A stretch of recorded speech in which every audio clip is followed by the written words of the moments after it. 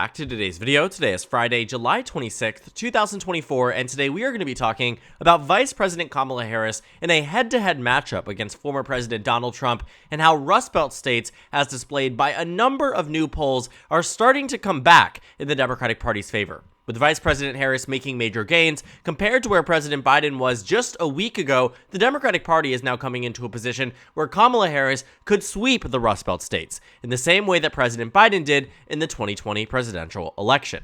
Now, the new polls that have come out today are from a variety of different polling firms. Some from Survey USA releasing their first poll of the state of Minnesota of this election cycle, with Fox News going from Wisconsin to Michigan to Pennsylvania to Minnesota, and also doing multi-candidate races with R.F. Kennedy included in them, with Jill Stein included in them, and Cornel West included in them. And what we find here is that across almost all of these metrics, not only in the Rust Belt but also in the greater United States, Vice President Harris is bringing back the Democratic Party to a pathway of victory through the Rust Belt states.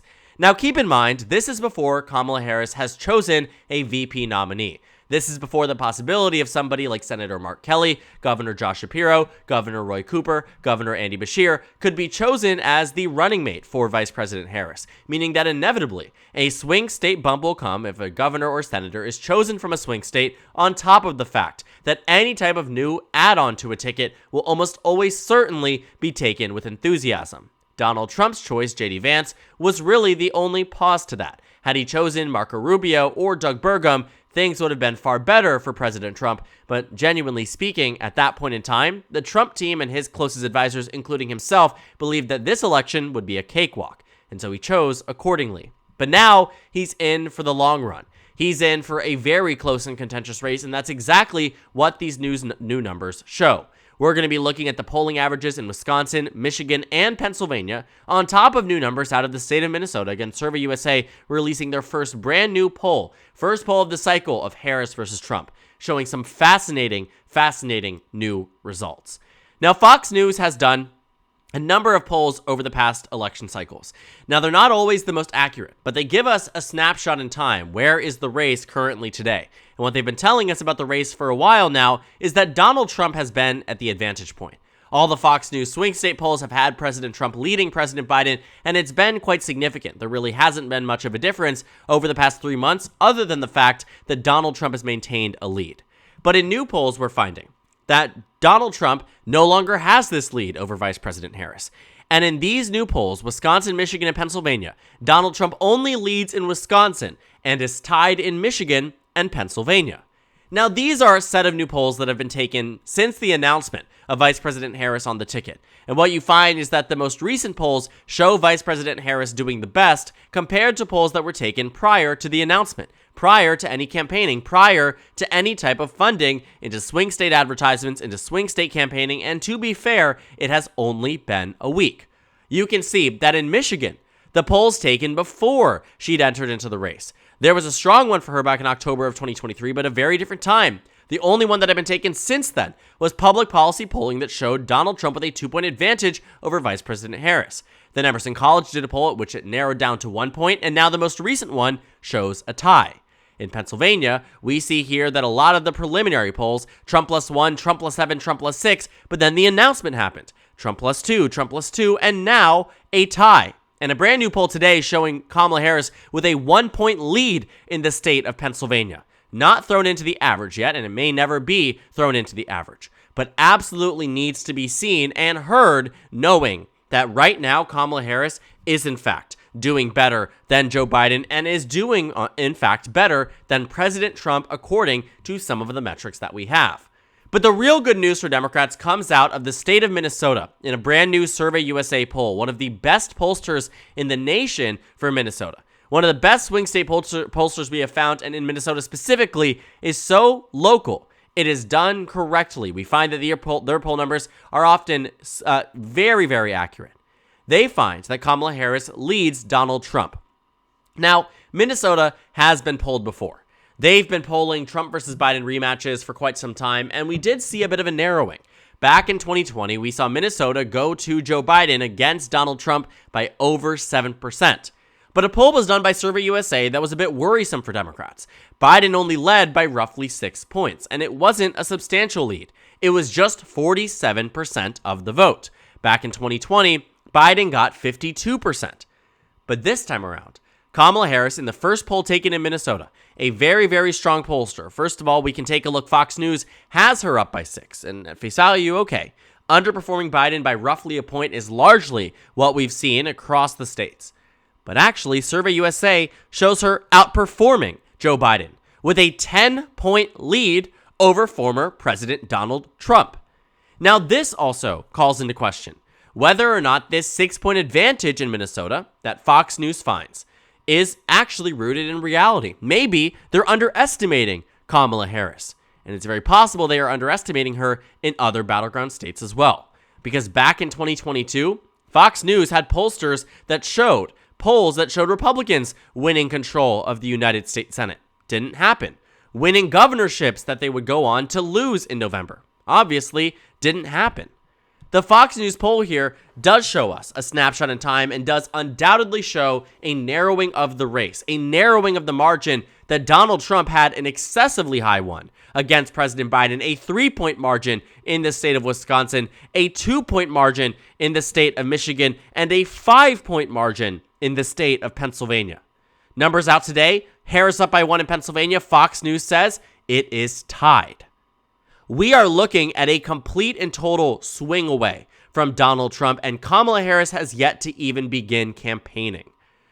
Just a week ago, not even 5 days ago, Joe Biden dropped out of the presidential race. 5 days ago, Joe Biden made a decision that would completely change the trajectory of this election. 5 days.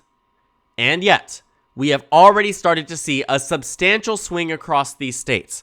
And in some of them, Kamala Harris runs even with Joe Biden. For instance, in the state of Maine, a brand new poll from the University of New Hampshire, one of the most accurate pollsters in the state of Maine, also happened to do their state of New Hampshire. 7-point advantage for Kamala Harris. Why does that matter? Back in 2020, Joe Biden won the state by 7.3%. This was also in conjunction with St. Anselm, which does a lot of polling in New Hampshire, showing Kamala Harris with a 6-point lead. New Hampshire and Trump versus Biden had Biden up just 3 points, and the St. Anselm poll had Trump up by 2. An 8-point swing by the aftermath of the debate. Now, the state of Maine didn't have many polls when it came down to Trump versus Biden. But the point is, Biden won the state of Maine by just 8.7% back in 2020. Today, Kamala Harris leads by 9. Today, Kamala Harris is in a stronger position than where Biden was on election day in 2020 in Maine, on par in the state of New Hampshire, doing, well in the state of New Hampshire, better in the state of Minnesota. And while she may be doing worse than Biden was in 2020 in Wisconsin, Michigan, and Pennsylvania, the reversion compared to where President Biden was, and the reversion compared to what we have seen from the weeks leading up to the dropping out to the actuality of the dropping out, it is clear that Kamala Harris is winning back the Rust Belt, and the trends are undoubtedly in her favor. Because I want you to look at it from the perspective of campaigning as well. Even the numbers that show Kamala Harris up by 1 point in Pennsylvania, think about this for just a moment. Josh Shapiro has done 1 or 2 events in Pennsylvania. Gretchen Whitmer has done 1 or 2 events in the state of Michigan. Tim Michels has done 1 event with Kamala Harris in Wisconsin. Kamala Harris has the next 100 days to campaign, ad after ad after ad, with $250 million to the Democratic Party's name today, since the announcement of Joe Biden's departure, combined with an extra $150 million from Future Forward PAC. The Kamala Harris campaign has just begun, and she has already started to change the trajectory of these states, has already started to change dramatically the trajectory of this election. And based on the numbers that we're seeing, she's up by 7 in New Hampshire, up by 9 in Maine, only down 4 in Maine's 2nd district. That would be at least a 5-point swing from 2020, meaning Maine's 1st would be locked. We're seeing that Kamala Harris runs even in Michigan, that she runs even in Pennsylvania. A new poll showing her up a point in Pennsylvania, up 10 points in Minnesota. She is doing far better than Joe Biden was, and that is phenomenal news for Democrats, because quite frankly, she only has room to grow. Because where she is today, is somebody who has been vetted and voted on by the American people back in 2020 alongside the same ballot as President Biden. Not to mention that Kamala Harris comes into this with a unique amount of money that can shape a narrative at ease.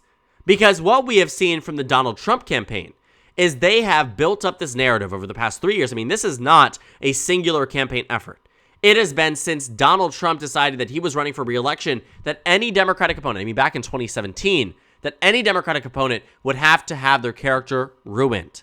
To be juxtaposed with Donald Trump, it isn't hard. And so Donald Trump spent years trying to tear down Democratic nominees, but it didn't work with Joe Biden because people genuinely believed he was a good man. But that didn't mean that came the 2024 election, they genuinely believed that he could serve another 4 years. Now, Joe Biden was doing remarkably well for a president with a record low approval rating based on what we had seen on 538.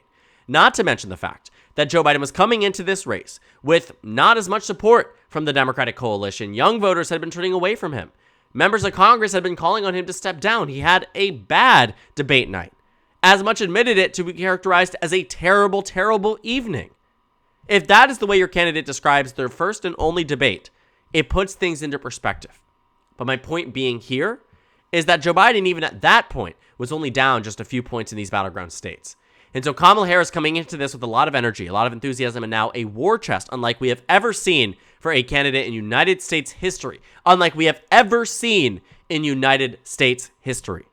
She has a huge amount of money that she can use and lump into this race and spend on this race and get people out to vote and sway people to her side, and it continues to get better. Because the convention is in 24 days.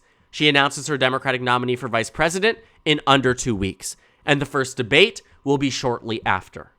All of these events are likely to only add to Kamala Harris. We know there's a convention bump. We know there's a VP bump. We know there's a debate bump for the winner, and I can tell you now, Kamala Harris will more than likely win that debate. Kamala Harris is in a strong position this election, and she's being underestimated, I think, by many, many people. But beyond that point, I don't really want to get into the weeds of electability and electoral advantage and prediction on this end. I'm more focused on what these new numbers show, because I think they show that there is very clearly a reversion in support in these battleground states in favor of Kamala Harris compared to where President Biden was. Because if I was looking at this from the lens of the Biden campaign and I had the ability to look into the future when all this conversation was around President Biden stepping out of the race, the numbers weren't consistent before she had taken on the nomination. They were not consistent. National numbers showed just a small difference. Statewide numbers showed a wide range of differences. But now they've become consistent. Now that this has become real, you are seeing RFK Jr. drop in support. In states where he's on the ballot, Donald Trump starts to do worse. For instance, in Pennsylvania, Harris takes a 2-point lead, and in some cases, Harris does worse, like in Michigan, where Trump takes a 2-point lead. But largely speaking, RFK Jr.'s introduction into the race has actually started to benefit Kamala Harris. And I'm so exceptionally interested to see what this November will look like with third-party candidates, with Kamala Harris, with President Trump. There are so many different things. Vice President Harris, former President Trump, they're in for a very close and competitive race. But that may not have been the case under President Biden. And while he may have been performing far better than what people would expect for somebody given his statistics, I mean, it is clear that there is a devoted group of people who are out there willing to back President Biden. My election prediction had him at just 226 electoral votes. Today, Kamala Harris would easily get at least 250 electoral votes. It doesn't mean she's the automatic favorite for the election, and it certainly isn't like what it was back in 2020. But it is far, far beyond what Democrats could have hoped for just a week ago with President Biden. Way more money, way more enthusiasm, way more attention, way better polling numbers. It's as if this was a fix to a problem that Democrats didn't believe a fix was ever going to come down the road. And so now it's a question of how Kamala Harris expands on where she is today. How does she continue fundraising? How does she continue the excitement? How does she continue the better polling numbers? How does she continue this campaign on a pathway to victory this November? And based on the people that she has surrounded herself with, I genuinely believe it is possible. Kamala Harris has been the Hail Mary that the Democratic Party has been hoping for months on end. And it is clear that in the Rust Belt states and far beyond, that Kamala Harris is turning around the trajectory in these battleground states that are so crucial to the victory this November for the Democratic Party. They can't win without it. And it could very well come together largely because of Kamala Harris being back in this race. So thank you guys so much for watching this video. Make sure to comment down suggestions below. Subscribe on the left if you haven't already, and check out the Instagram and Twitter. At the top left of the screen, there's also a Discord server for you to go ahead and join. On the screen, there's a video you can watch, and then a playlist for my 2024 presidential election analysis videos. Again, thank you guys so much for watching, and I will see you all later today. Sorry, tomorrow.